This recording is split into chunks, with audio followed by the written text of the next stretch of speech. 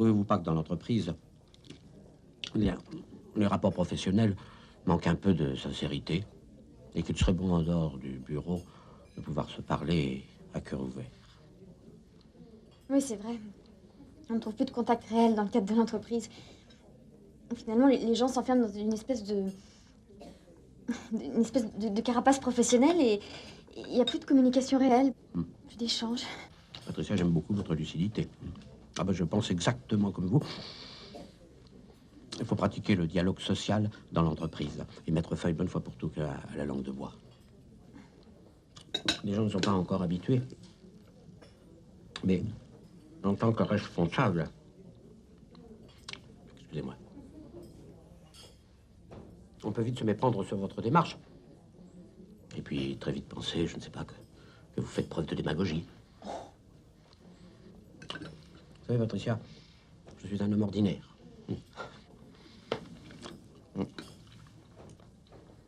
Et sous une apparence désinvolte et cynique, se cache derrière un être sensible, avec une sensibilité d'une grande vivacité presque féminine. Ça, bien sûr, vous le savez bien, je ne ménage personne dans l'entreprise. Et derrière cet homme rude et autoritaire que vous connaissez, il y a un être terriblement sensible et très seul. 10 ans de souffrance et de solitude. J'ai été marié à une femme formidable. Monique. Un ancien mannequin. Nous étions un couple formidable, très uni.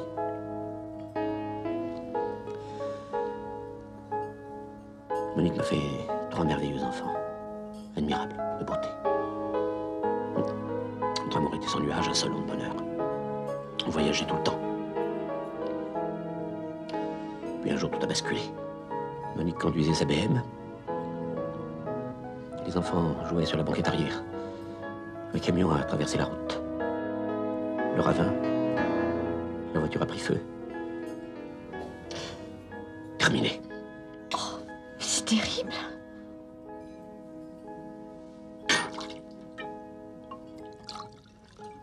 Pardon.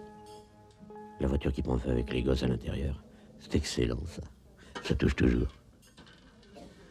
Oh, c'est affreux ce que vous me dites.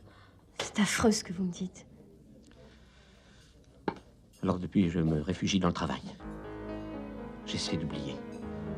Le soir, quand je rentre du bureau, je reste là devant le téléphone, qui ne sonne jamais.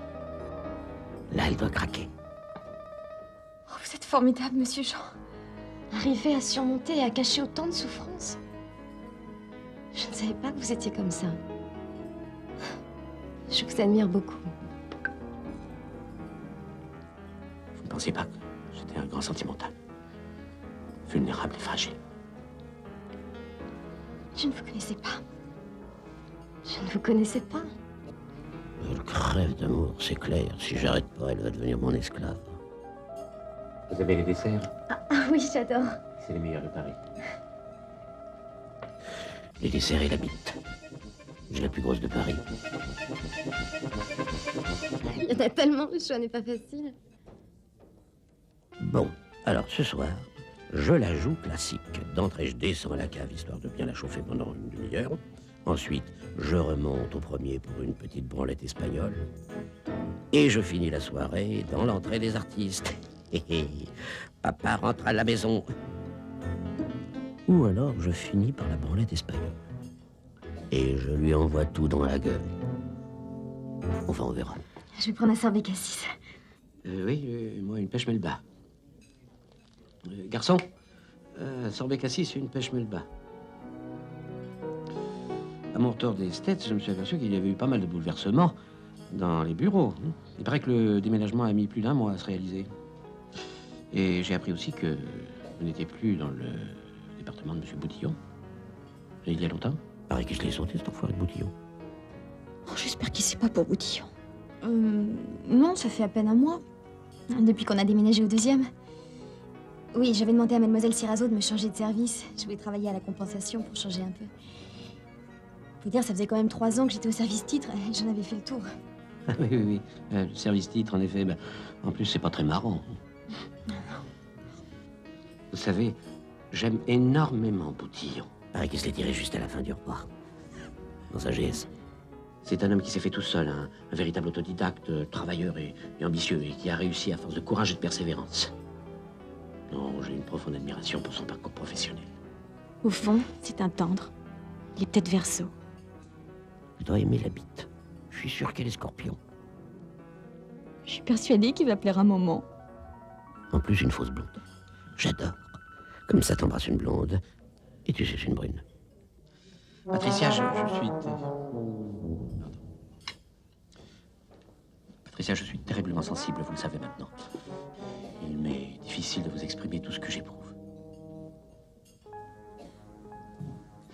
Vous êtes une femme ravissante, et je présume que... Merci. Je disais donc que vous étiez une femme ravissante. Mais je présume que vous devez être très courtisée, souvent. N'est-ce pas? Oui, peut-être quelquefois par des hommes sans scrupules, des cyniques, des jouisseurs, qui ne cherchent qu'une seule chose, c'est vous mettre dans leur lit.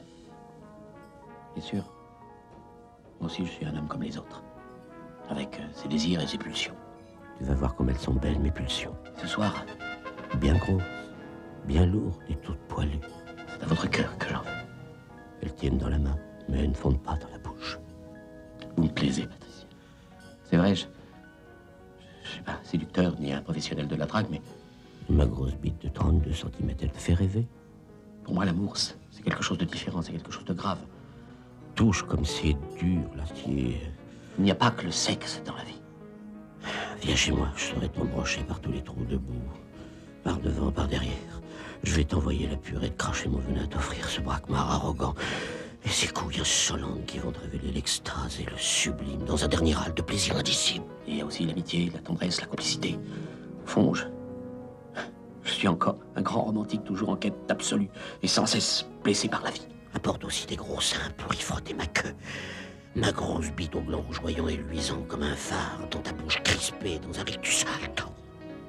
Oh oui, suce-moi!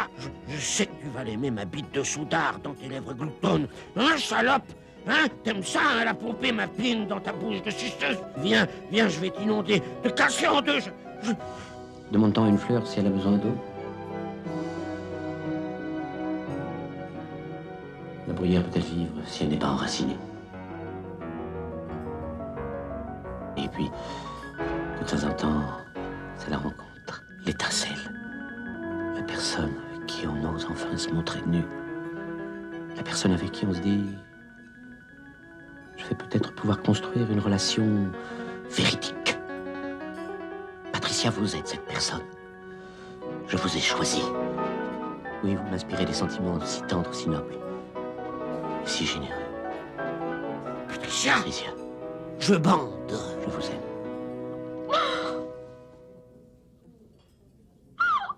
Mais qu'est-ce qu'elle a, cette conne? Patricia, je ne voulais pas vous faire pleurer.